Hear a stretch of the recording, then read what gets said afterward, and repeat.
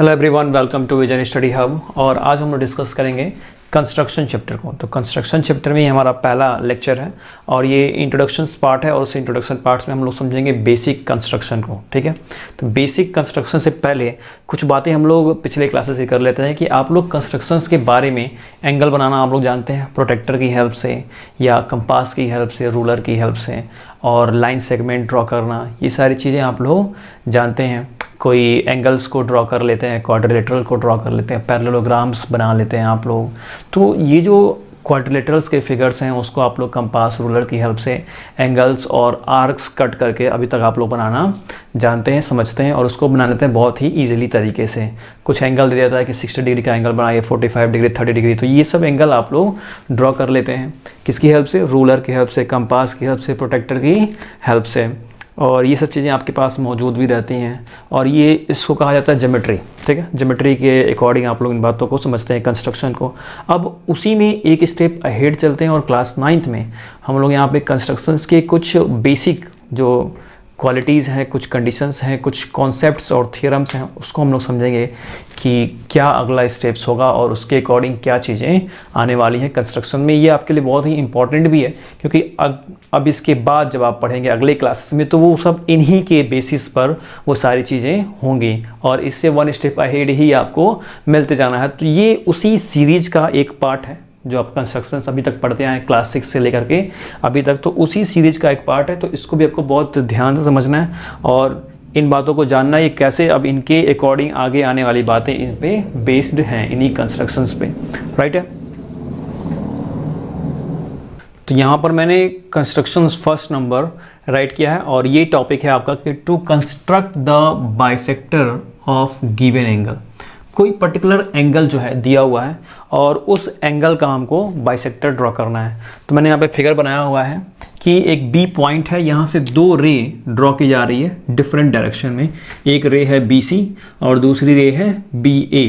Okay, और अब यहाँ पे जो एंगल बनेगा बी पॉइंट पर, ठीक है, इस कॉर्नर पे, उस एंगल को ही बाइसेक्ट करना है। बाइसेक्ट का मतलब क्या होता है कि अगर वो एंगल का बाइसेक्टर है तो उस एंगल को वो 2 इक्वल पार्ट्स में डिवाइड करेगा। इंटरसेक्ट और बाइसेक्ट दो अलग अलग चीज़ें हैं। इंटरसेक्ट मतलब कि डिवाइड कर देगा, स्प्लिट कर देगा, लेकिन कौन से रेशियो में ये डेफिनेट नहीं है। किसी भी रेशियो में उसको इंटरसेक्ट कर सकता है कोई भी चीज़। इंटरसेक्टिंग की कंडीशन आपकी लाइन सेगमेंट पे आ जाती है, लाइन पे आती है और एंगल में आती है। ठीक है, और आपसे कहा जाए कि इंटरसेक्ट करता है तो इंटरसेक्ट करेगा। राइट है, एक चीज़ है तो इंटरसेक्ट कर दिया उसने, लेकिन उसको उसने 2 पार्ट्स में स्प्लिट कर दिया, डिवाइड कर दिया, बट किस रेशियो में किया ये उसकी कोई डेफिनेट जो नॉलेज है वो नहीं है, कुछ पता नहीं है उसके बारे में कि कैसे उसने किया और क्या उसका रेशियो है। बट यहाँ पे बाइसेक्ट जब वर्ड आता है तो बाइसेक्ट की मीनिंग ये होती है कि वो उस लाइन सेगमेंट को अगर डिवाइड करता है तो, या उस एंगल को अगर डिवाइड करता है तो उसको 2 इक्वल पार्ट्स में ही करने वाला है। जो भी पार्ट्स होंगे वो क्या होंगे? 2 इक्वल पार्ट्स होंगे। राइट है, 2 इक्वल पार्ट्स, यानी कि अगर एक की बात की जाए तो दूसरा उसके इक्वल होगा, इक्वलिटी का रूल वहाँ पे होगा। ये बाइसेक्ट के वर्ड से हमें जानकारी मिलती है। तो यहाँ पे जो बाइसेक्ट करेगा उसी को हम बाइसेक्टर कहेंगे, जो भी बाइसेक्ट कर रहा है। तो अब यहाँ पे एंगल पहले बनाते हैं, फिर उसको हम लोग बाइसेक्ट करेंगे और कैसा बाइसेक्टिंग होने के बाद, अभी सिर्फ यही नहीं है कि वो बाइसेक्ट हो गया, अभी हमको ये भी उसमें दिखाना पड़ेगा, जस्टिफाई करना पड़ेगा कि अपने बाइसेक्ट किया है तो वाकई में वो बाइसेक्ट हो गया है। तो उसके लिए उसको हमको प्रूव करना पड़ेगा कि वो एंगल दूसरे एंगल के इक्वल है। ठीक है, तो हर एक कंस्ट्रक्शन में उसको प्रूव करना पड़ेगा और वो प्रूव करने की क्वालिटी क्वेश्चन में पूछी जाती है। हर एक अलग अलग क्वेश्चन में जो एक्सरसाइज में आपसे पूछा जाएगा, जो आपके एग्जाम्स में पूछा जाएगा, तो उसमें ये चीज़ें पूछी जाएंगी कि आप उसको जस्टिफाई कीजिए, उसको वेरीफाई कीजिए कि कैसे वो इक्वल है, कैसे वो बाइसेक्ट है। तो यहाँ पर स्टेप बाय स्टेप समझते हैं। तो सबसे पहले हम take B as a centre. ठीक है, B को सेंटर लेंगे और किसी भी रेडियस से, एनी रेडियस, किसी भी रेडियस से हम एक आर्क ड्रॉ करेंगे, एक आर्क, एन आर्क। तो B को आपने सेंटर लिया और कोई रेडियस होनी चाहिए, नो प्रॉब्लम, और एक आर्क आपने ड्रॉ किया। आर्क जो है आप इधर भी ड्रॉ कर सकते हैं। फिलहाल हमें इन 2 रेस के डायरेक्शन में करना था तो हमने इधर कर दिया। अब ये जो आर्क है ये क्या है? आर्क। और ये आर्क क्या करेगा, इन दो रेस को 2 पॉइंट्स पर टच करेगा। ठीक है, वो पॉइंट्स हैं ई और डी, ए बी सी तो हो गया, तो डी और ई हो गया। तो बी सी को डी पॉइंट पर टच करता है और ए बी को ई पॉइंट पर टच करता है। और ये एक आर्क जो है वो कर्व है, क्या है, कर्व है, स्ट्रेट लाइन तो है नहीं। तो जब स्ट्रेट लाइन नहीं है तो एक स्ट्रेट लाइन थोड़ा सा ड्रॉ करते हैं नॉर्मली वर्चुअल तरीके से, जो बताएगा कि डी ई की लेंथ कितनी है। डी से ई को आप ज्वाइन कर रहे हैं तो डी ई की लेंथ कितनी है। ओके, अब नेक्स्ट स्टेप चलते हैं, इसमें स्टेप वाइज समझते हैं। नेक्स्ट स्टेप क्या होगा कि डी को आपको सेंटर लेना है और ई को आपको सेंटर लेना है। Taken D and E as centre, D और ई को सेंटर लेना है। दूसरी बात, रेडियस क्या होगा आपका, ध्यान दीजिएगा, रेडियस आपका होगा मोर देन 1/2 DE। DE की जो लेंथ होगी उसके हाफ से थोड़ा सा अधिक लेकर के, अगर ये हाफ होता है तो उससे थोड़ा सा अधिक लेकर के आपको आर्क ड्रॉ करना है इस डायरेक्शन में। यहाँ वो एक ये होगा और इस ई को जब सेंटर लेंगे फिर उतना ही रेडियस लेकर के दूसरा आर्क जब ड्रॉ करेंगे तो ये पॉइंट आपको मिलेगा जहाँ पर ये दोनों आर्क एक दूसरे को इंटरसेक्ट करेंगे। ध्यान दीजिएगा, यहाँ पे वर्ड में यूज कर रहा हूँ इंटरसेक्ट, ठीक है, या टच करेंगे।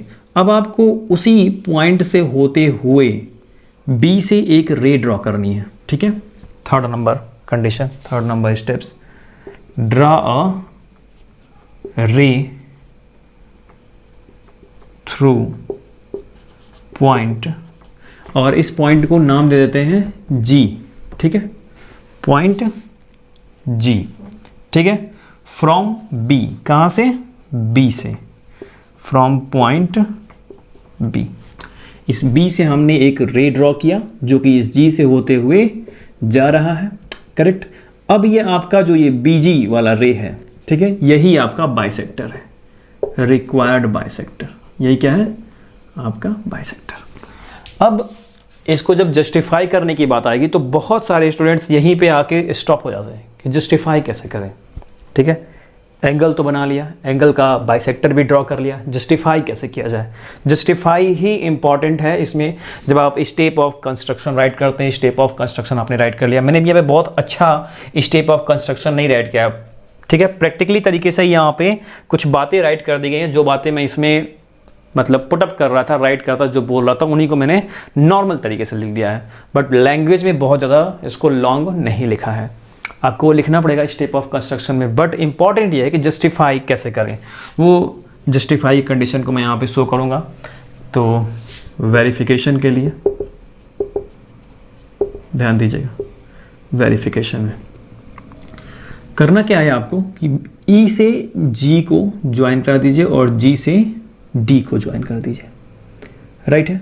हमें बाइसेक्टर दिखाना है, इसका मतलब इस एंगल को इस एंगल के इक्वल दिखाना है, यानी किसको इक्वल दिखाना है, एंगल, ध्यान दीजिएगा यहाँ पर लिख देता हूँ, angle E B G equal angle D B G, correct. E B G ये वाला angle equal angle D B G इस वाले एंगल के। तो अब इक्वल दिखाने के लिए सबसे बड़ी बात, आप लोगों को ट्राइंगल्स में मैंने कॉन्ग्रुएंस वाली चीज़ बताई है, कॉन्ग्रुएंस कि कॉन्ग्रुएंस कैसे दिखाया जाता है। यहाँ पर भी हमारे सामने दो ट्राइंगल्स हैं, एक ट्राइंगल ई बी जी, दूसरा डी बी जी। तो कॉन्ग्रुएंस इन दोनों को दिखाते हैं, फिर बाकी बातें हम सीपीसीटी से दिखा लेंगे। तो सीपीसीटी मतलब corresponding part of congruence triangle, और उसकी वजह से बाकी जो चीज़ें होती हैं उस ट्राइंगल के, जब वो कॉन्ग्रुएंस हो जाता है तो वो सभी इक्वल हो जाती हैं, तो हमारा ये एंगल भी क्या हो जाएगा, इक्वल हो जाएगा। तो इन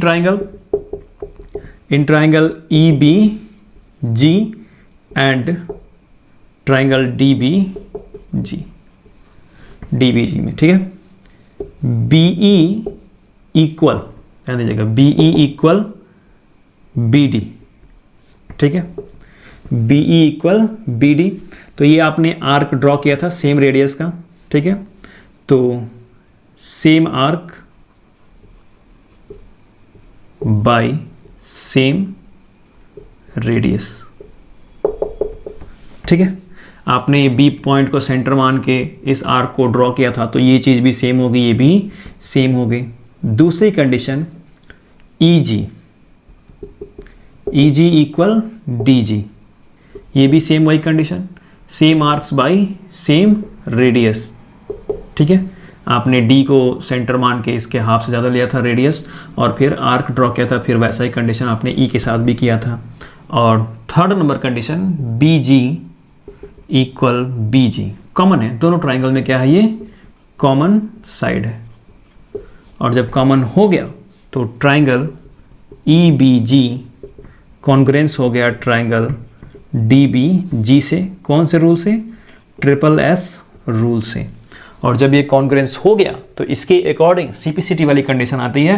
तो CPCT में हम दिखाएंगे कि angle EBG equal angle DBG। और जब ये आप दिखा लेते हैं तो यहाँ से आपकी बात प्रूव्ड हो गई। यही आपको शो करना था कि ये दोनों एंगल क्या हैं, इक्वल हैं, दोनों एंगल क्या हैं, इक्वल हैं। और इन दोनों को मिला करके आप कह सकते हैं कि ये ABC एंगल है। ओके, इतना समझ में आ गया। यही बात आपको दिखानी थी कि construct the bisector of a given angle. तो आपने उसका स्टेप भी दिखा दिया, फिर वेरिफिकेशन भी कर दिया, प्रूव भी कर दिया कि हाँ वो दोनों एंगल क्या हैं, इक्वल हैं एक दूसरे के। इट मीन कि ये जो BG वाली रे है, BG रे, ये क्या है, बाइसेक्टर है इस एंगल ABC का। आप ये नहीं कह सकते कि EBC, ठीक है, आपको कहना होगा तो आप ये कह सकते हैं कि EBD या ABC। अगर E नाम ले रहे हैं तो आपको C नाम लेना पड़ेगा, E नाम ले रहे हैं तो D नाम लेना पड़ेगा आपको। ठीक है, तो एंगल ABC का बाइसेक्टर BG और ये उसका वेरिफिकेशन, राइट है। अभी दो और कंस्ट्रक्शन आपके इसमें रिमेनिंग है। So students pause the video and note it down. अब डिस्कस करते हैं कंस्ट्रक्शन नंबर 2 के बारे में। कंस्ट्रक्शन 2 जो है उसकी हेडिंग है कि to construct the perpendicular bisector of a given line segment. Given line segment, कोई लाइन सेगमेंट दिया होगा, यानी कि AB, मैंने AB ड्रॉ किया हुआ है, यही आपका लाइन सेगमेंट है। ठीक है, और इसी लाइन सेगमेंट का परपेंडिकुलर बाइसेक्टर ड्रॉ करना है।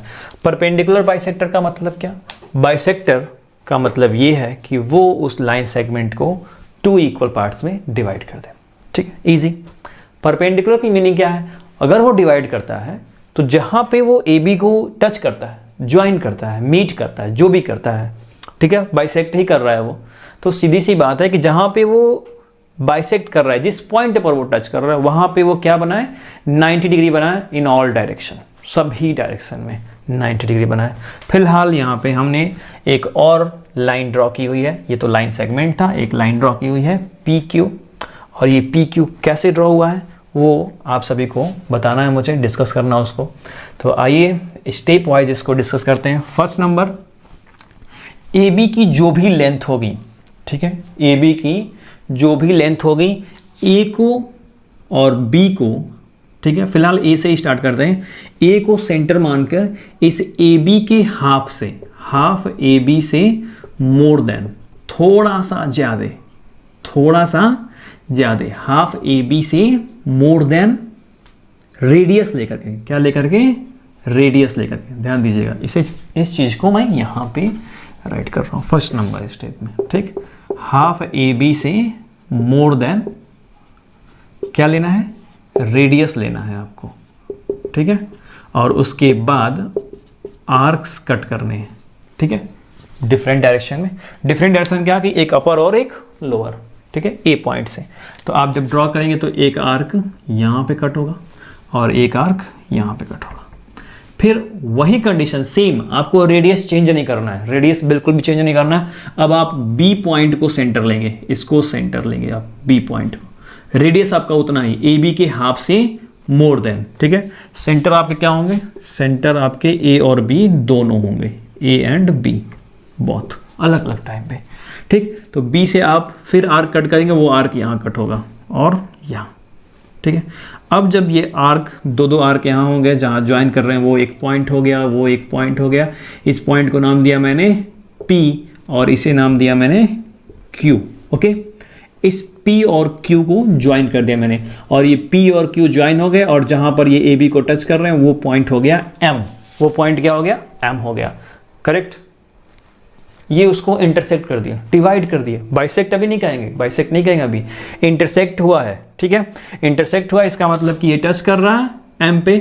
बाइसेक्ट अगर आपको दिखाना है तो इसका मतलब आपको A M equal B M proof करना होगा, A M equal B M proof करना होगा। अब इसको प्रूफ करने के लिए A M equal B M proof करने के लिए इतना कंडीशन तो आपने डन कर दिया, ठीक है। ए को सेंटर ले लिया, फिर मैंने आपको एक ही स्टेप में बातें दिखाई, ये आप 2-3 स्टेप में राइट कर सकते हैं, कोई दिक्कत नहीं है, ठीक है। फर्स्ट स्टेप में आप ए को सेंटर मान के दिखा सकते हैं, दूसरे स्टेप में आप बी को सेंटर मान करके ले करके आप फिर आर कट करेंगे, राइट है। और सेकेंड थर्ड स्टेप में आप जो ज्वाइन कर देंगे पी क्यू को, ठीक है, पी क्यू को ज्वाइन कर देंगे जो कि मीट करता है ए बी से कहाँ पे, एम पे, ठीक है, एम पॉइंट पर। और अब आपको प्रूव करना है कि A M equal B M, ठीक है। ये बात आपको प्रूव करनी है अपने जस्टिफिकेशन के लिए। प्रूव करते हैं, प्रूव कर देंगे, नो प्रॉब्लम। अब प्रूफ कैसे होगा ध्यान दीजिएगा। उसके लिए आपको ए से पी को ज्वाइन करना होगा, पी से बी को ज्वाइन करना होगा, बी से क्यू को और ए से क्यू को। ज्वाइन तो हो गया सभी के सभी। नेक्स्ट हमें क्या दिखाना है, A M equal B M, ये बात दिखानी ना। तो अब इम्पॉर्टेंट बात क्या है, बहुत सारे स्टूडेंट्स यहीं पे मिस्टेक करते हैं। इम्पॉर्टेंट क्या है, इम्पॉर्टेंट ये है कि कौन सा ट्राइंगल लिया जाए। बहुत सारे स्टूडेंट जो हैं ए पी बी लेते हैं और फिर ए क्यू बी लेते हैं। नो नो नो, हमें ए पी बी नहीं लेना है, ए क्यू बी नहीं लेना है। ये जैसे था, आपको लॉजिक में अगर बताऊं, लॉजिक जहाँ से आप बहुत ही ईजिली तरीके से पहचान सकें कि हमें टेक ओवर किसको करना है, कौन सा ट्राइंगल लिया जाए कॉन्ग्रेंस दिखाने के लिए, जो भी मैंने पीछे दिखाया आपको कंस्ट्रक्शन नंबर 1 में कौन सा लिया जाए। तो उसके लिए सिंपल सा लॉजिक है, आपने बाइसेक्टर कौन से डायरेक्शन में ड्रॉ किया है। तो आपने बाइसेक्टर ड्रॉ किया है वर्टिकली, ये वर्टिकली ड्रॉ किया है। तो जब वर्टिकली ड्रॉ किया है तो इधर जो ट्राइंगल बन रहा है वो और इधर जो बन रहा है ट्राइंगल वो, उन दोनों ट्राइंगल को लीजिए, यानी कि पी ए क्यू और पी बी क्यू। यही लॉजिक है। नॉर्मली अगर आप हॉरिजेंटल बाइसेक्टर ड्रॉ करते तो आप ये वाला ट्राइंगल लेते, पी ए बी और ए क्यू बी ऐसे लेते, ओके। बट आपने कैसे ड्रॉ किया है, परपेंडिकुलर बाइसेक्टर ड्रॉ किया है। ये आपका परपेंडिकुलर बाइसेक्टर है, ठीक है, जो कि वर्टिकली है। हॉरिजेंटल भी हो सकता है बट फिलहाल ये क्या है, वर्टिकली है। तो इसलिए हम पी ए क्यू और पी बी क्यू को लेंगे कॉन्ग्रेंस शो करने के लिए। तो in triangle P A Q and triangle P B Q में, इन दोनों में, ठीक है। तो P A equal P B, ठीक है, ये क्या हो गया, arcs of equal radius. Equal radius, radius क्या था आपका, इक्वल था, तो आपने आर्क कट किया, ओके, उसके अकॉर्डिंग आपने ज्वाइन किया। तो ये P A equal P B, same वही कंडीशन आपकी A Q equal B Q, ठीक है, सेम वही पोजीशन आपकी arcs by arcs of equal radius. Good, इतना सही है। तीसरी बात, आपके इस दोनों ट्राइंगल में ये पी क्यू कॉमन है, P Q equal P Q common हो गया। अब जब कॉमन हो गया तो इसके अकॉर्डिंग एंगल दिखाएंगे, ठीक है। एंगल कौन सा, एंगल आपका ये वाला एंगल, ठीक है। Angle A P Q equal होगा एंगल बी पी क्यू के, इसके, okay, A P Q B P Q. अब आप सोच रहे होंगे कि ये मैंने क्यों दिखाया। अब चूंकि इसको दिखाने से पहले थोड़ा सा जल्दी दिखा दिया मैंने, हाँ थोड़ा सा जल्दी दिखा दिया। इससे पहले एक स्टेप आता है कि triangle P A Q congruence हो गया ट्राइंगल पी बी क्यू के कौन से रूल से, ट्रिपल एस रूल से।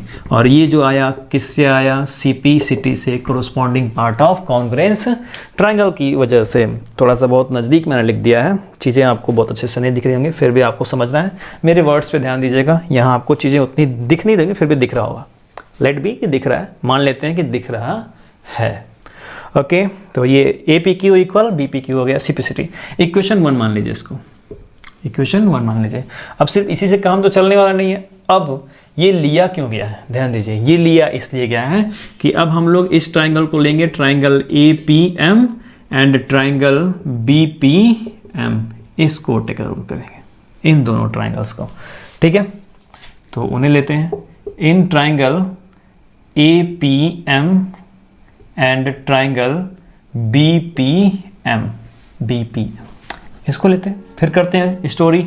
AP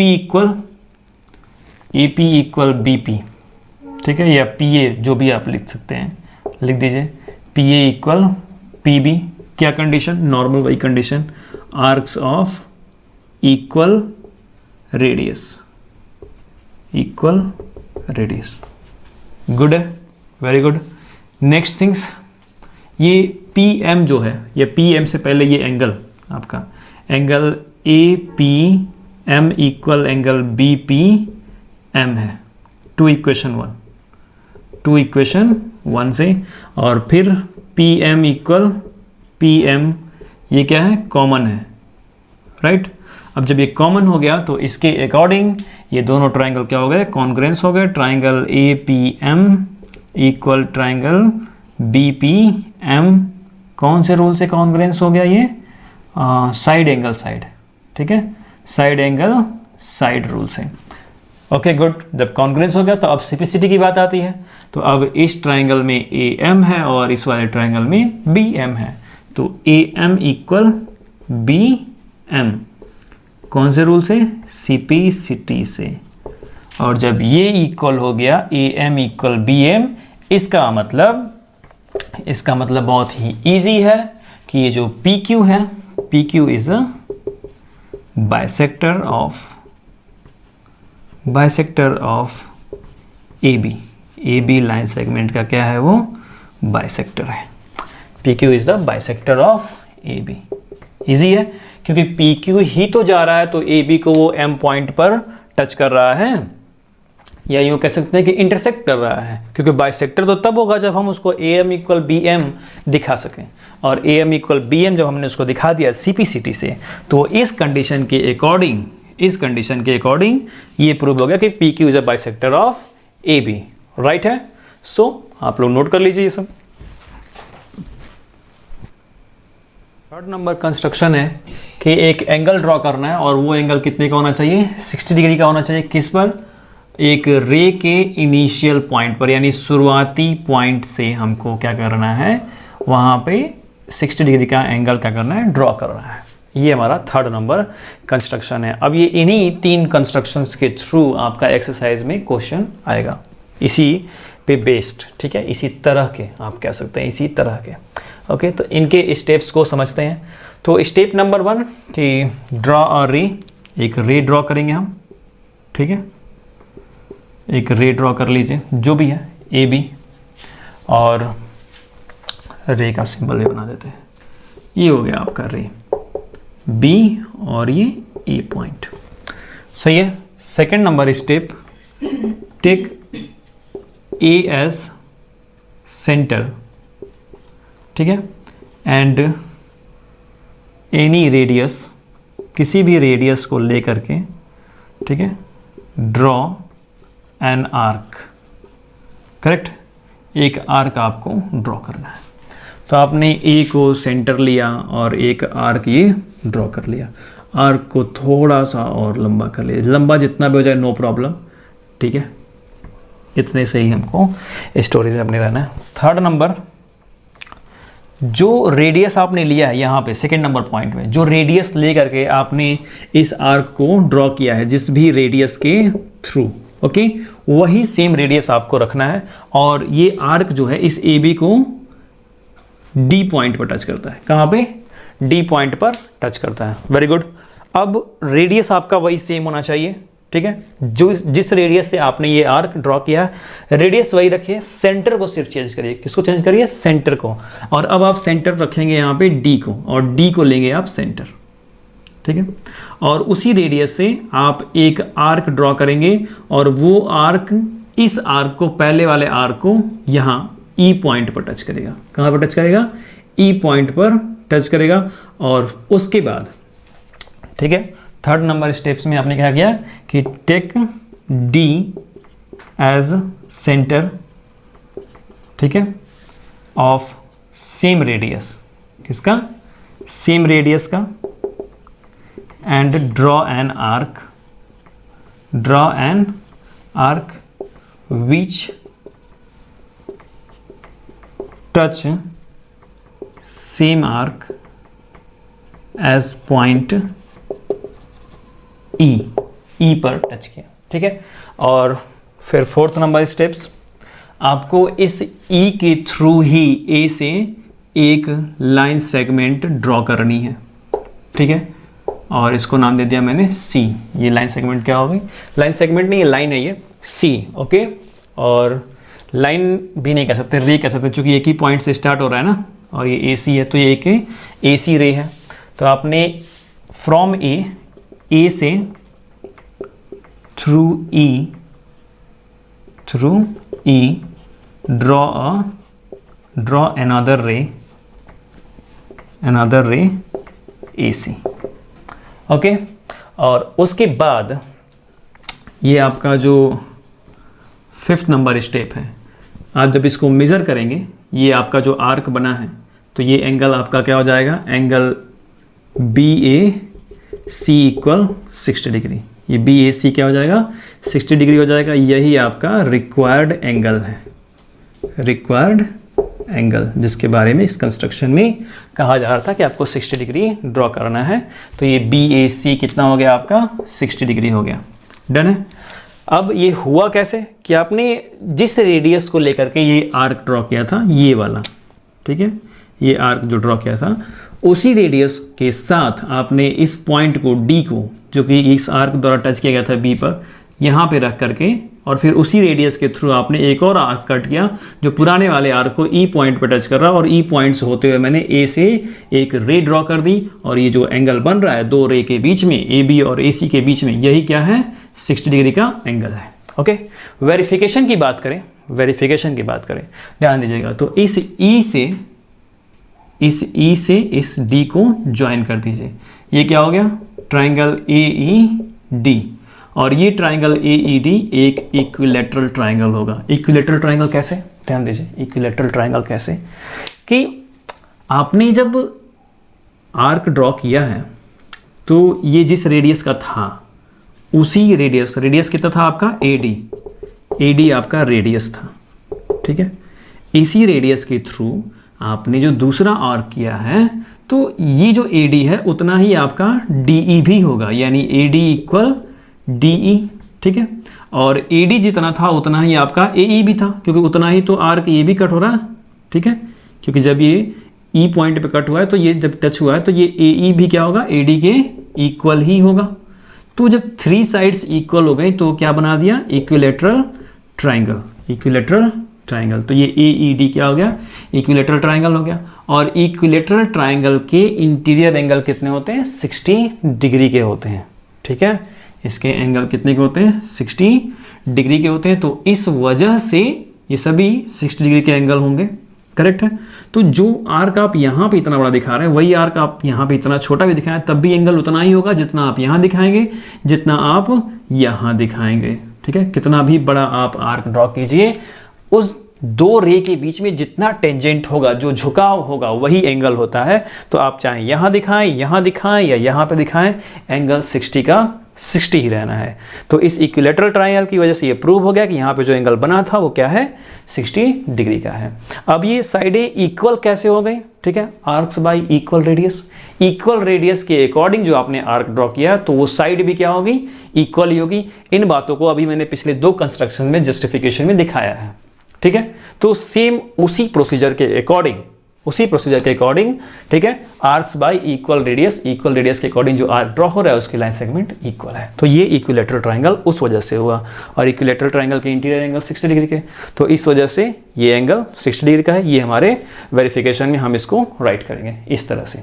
बात समझ में आ गया आपको। तो स्टेप ऑफ कंस्ट्रक्शन आपको इस तरह से राइट करेंगे। फिर इसमें 2-4 बातें आप और ऐड कर सकते हैं, हालांकि मैंने ऑलमोस्ट सारी बातें यहाँ पे लिख दी हैं और वेरिफिकेशन आपको दिखाई दिया कि इक्विलैटरल ट्रायंगल आप कहेंगे। जो बातें मैं कह रहा हूँ उन बातों को आप राइट कर देंगे तो वो भी आपके जस्टिफिकेशन में बहुत ही हेल्पफुल होंगे। सेम टू सेम आपको फुल मार्क्स वहाँ पे मिल जाएंगे, राइट है। So students, pause the video and note it down.